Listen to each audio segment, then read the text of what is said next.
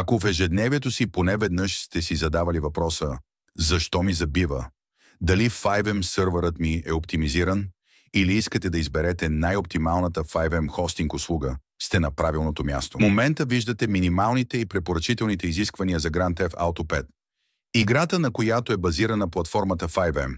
Ако вашият компютър отговаря на минималните изисквания или ги надхвърля, играта би трябвало да работи гладко на минимални настройки. Ако вече сте установили, че проблемът не е във вашия компютър, следващата стъпка е да проверим оптимизацията на сървъра, в който играете. За целта отворете 5M, натиснете бутона за настройки и изберете бета версия. След това рестартирайте 5M и влезте в сървъра.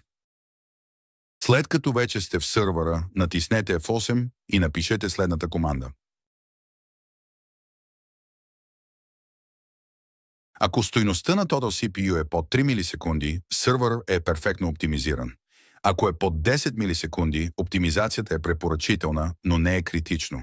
В случай, че надвишава 10 милисекунди, оптимизацията става наложителна. Ако дори след перфектна оптимизация все още имате проблеми, то най-вероятно причината е в хостинга. Възможните проблеми могат да бъдат много, но ние от FixerHost имаме решение за всички тях. Две от най-големите предизвикателства при избора на хостинг услуга са локацията и капацитетът на сървъра. Ако не сте сигурни в избора си, не се колебайте да се свържете с нашия екип в Discord сървъра, който ще намерите в описанието на видеото. С удоволствие ще ви съдействаме.